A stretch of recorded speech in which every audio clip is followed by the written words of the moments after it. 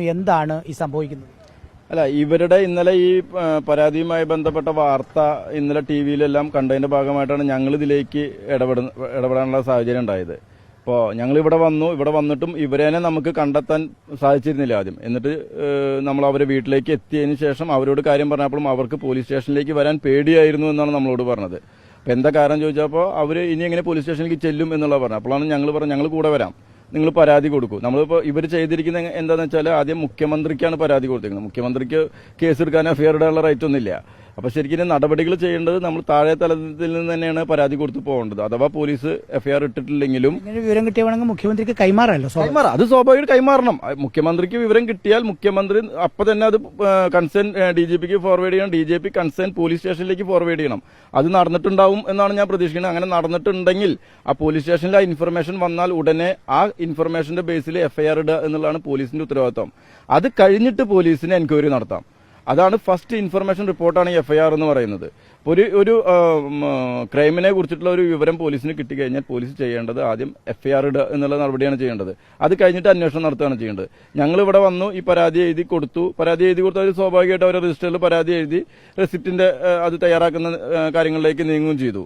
പക്ഷേ അത് കഴിഞ്ഞിട്ട് CIനെ കുറെ നേരം വെയിറ്റ് ചെയ്തതിനു ശേഷം CIനെ കണ്ടു. CI ചോദിച്ചു എന്താണ് വേണ്ടത് ചോദിച്ചു പരാതി നോക്കിയതിനു ശേഷം. അപ്പോൾ ഇവർ പറഞ്ഞു കേസെടുക്കണം എന്ന് പറഞ്ഞു. അപ്പോൾ അയാൾ പറഞ്ഞു കേസെടുക്കാൻ അത് ഒരു അനുഭവ രീതിയിലുള്ള മറുപടി അല്ല പറയുന്നത്. അപ്പോൾ ഞാൻ ഇടപെട്ടിട്ട് പറഞ്ഞു ഇതിന്റെ റെസിപ്റ്റ് കൊടുക്കണം. അപ്പോൾ റെസിപ്റ്റ് കൊടുക്കുമെന്ന് പറഞ്ഞു ആൾ. അപ്പോൾ പറഞ്ഞു റെസിപ്റ്റ് കൊടുക്കുന്നതിന് കൂടെ നെക്സ്റ്റ് എഫ്ഐആർ ഇടണമെന്ന് പറഞ്ഞു. എഫ്ഐആർ ഇടാൻ പറ്റില്ല എന്ന് പറഞ്ഞു. അപ്പോൾ എന്തുകൊണ്ട് എഫ്ഐആർ ഇടാൻ പറ്റില്ല? അത് ഞങ്ങൾക്ക് പ്രാഥമിക അന്വേഷണം നടത്തണം, അതിനുശേഷം എഫ്ഐആർ ഇടാൻ പറ്റുള്ളൂ എന്ന് പറഞ്ഞു. അപ്പോൾ ഞാൻ പറഞ്ഞു സാധാരണഗതിയിൽ ഈ 376 പോലുള്ള ഒഫൻസൊക്കെ വന്ന് ഒരു പോലീസിൽ റിപ്പോർട്ട് വന്നു കഴിഞ്ഞാൽ ആദ്യം തന്നെ ചെയ്യേണ്ടത് എഫ്ഐആർ ഇടുക എന്നുള്ള നടപടിയാണ്. അത് കഴിഞ്ഞിട്ടല്ലേ നിങ്ങൾ അന്വേഷിക്കുക. ഇപ്പൊ സമീപകാലത്ത് തന്നെ ഇപ്പൊ നമ്മുടെ ഹേമ കമ്മീഷൻ റിപ്പോർട്ടിന്റെ ഭാഗമായിട്ട് എത്ര ചലച്ചിത്ര താരങ്ങൾക്കെതിരെ എഫ്ഐആർ ഇട്ടു. അവർ പ്രാഥമിക അന്വേഷണം നടത്തിയിട്ടാണ് എഫ്ഐആർ ഇട്ടിരിക്കുന്നത്. MLA മുകേഷിനെതിരെ വരെ എഫ്ഐആർ ഇട്ടില്ലേ? അത് പ്രാഥമിക അന്വേഷണം നടത്തിയിട്ടാണോ? അപ്പോൾ പ്രാഥമിക അന്വേഷണം നടത്തുന്നതിനേക്കാൾ മുന്നെയാണ് എഫ്ഐആർ ഇടേണ്ടത്. എഫ്ഐആറിലല്ലേ പോലീസിന് വിവരം കിട്ടുന്നത്. ഇനിയിപ്പോ അടുത്ത നടപടി എന്ന് വിചാരിച്ചാൽ പോലീസ് എഫ്ഐആർ ഇട്ടാലും ഇട്ടില്ലെങ്കിലും ഞങ്ങൾ വന്നിരിക്കുന്നത് ഇവരെ സഹായിക്കാൻ വേണ്ടിയിട്ടാണ്. ഇവർക്ക് അടുത്ത നടപടി എന്ന് പറഞ്ഞാൽ നെക്സ്റ്റ് ഇതിന്റെ നമ്മളൊരു കോപ്പി ഇന്നോ അല്ലെങ്കിൽ നാളെയോ ആയിട്ട് ജില്ലാ പോലീസ് മേധാവിക്ക് കൈമാറും.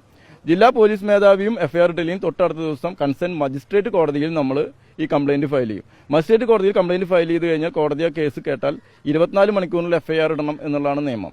ആ എഫ്ഐആർ ഇട്ട് കഴിഞ്ഞാൽ പിന്നെ പോലീസിന്റെ ഉത്തരവാദിത്തമാണ് ബാക്കിയുള്ള നടപടികൾ സ്വീകരിക്കുക. വേണമെങ്കിൽ പോലീസിന് ഇനിയും ഇതേമാതിരിയുള്ള അക്യൂസ്ഡിനെ കൊണ്ട് ഇരേനെ ഇനിയും അവഹേളിക്കാം. ഇപ്പൊ ഇന്നലെ വന്നിട്ടുള്ള ആ CIയുടെയും അതേമാതിരി അക്യൂസ്ഡിന്റെ സ്റ്റേറ്റ്മെന്റാണ് ഞങ്ങൾ ഇതിലേക്ക് ഇംഗ്ലൈൻ ചെയ്യാനുള്ള കാരണം ഉണ്ടായിട്ടുണ്ട്. കാരണം ഒരു കാരണവശാലും ഒരു അക്യൂസ്ഡും ഇരയ്ക്കെതിരെ അങ്ങനെ പറയാൻ പാടില്ല.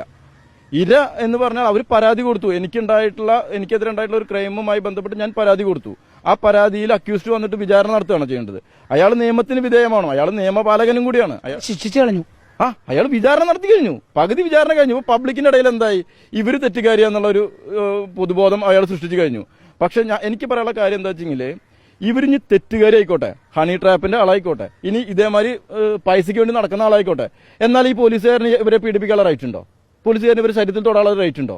ഇവരങ്ങനെ നടക്കുന്ന ആളാന്ന് വിചാരിച്ച് പോലീസുകാരന് കയറി പിടിക്കാൻ പറ്റുമോ? ഈ പോലീസ് സ്റ്റേഷനിലാണ് ഈ പരാതി ഇവിടെ ഇല്ല, ഹണി ട്രാപ്പും ഇല്ല, മറ്റൊരു പരാതിയും ഇല്ല. അത് അവരുടെ ഡിഫൻസ് വിചാരണ നടത്തുന്നതല്ലേ, അവർ ഡിഫൻസ് എടുക്കുന്നതല്ലേ. ഇതെല്ലാം കോടതിയിലല്ലേ അവർ പറയേണ്ടത്. അവർക്ക് എന്തെല്ലാം റെമഡി ഉണ്ട്. ഇപ്പൊ എഫ്ഐആർ ഇട്ട് കഴിഞ്ഞാൽ അവർക്ക് കോടതിയെ സമീപിച്ചിട്ട് കോടതിയോട് പറയാം ഇത് ഇന്ന കാരണങ്ങളാൽ എനിക്കെതിരെയുള്ള കേസ് നിൽക്കില്ല എന്ന് പറയാം. കോടതിക്ക് അത് ഗ്രാവിറ്റി ഉള്ള അതിൽ ഗ്രൗണ്ട് ഉണ്ടെന്ന് തോന്നി കഴിഞ്ഞാൽ കോടതി അവർക്ക് അനുകൂലമായിട്ട് വിധിക്കാം. അല്ല, അത് പറയുന്നത് ഫാൾസ് ആണെന്ന് തോന്നി കഴിഞ്ഞാൽ ഇവർക്ക് അനുകൂലമായിട്ട് വിധിക്കാം. അതാണ് ഇനി നടപടികൾ.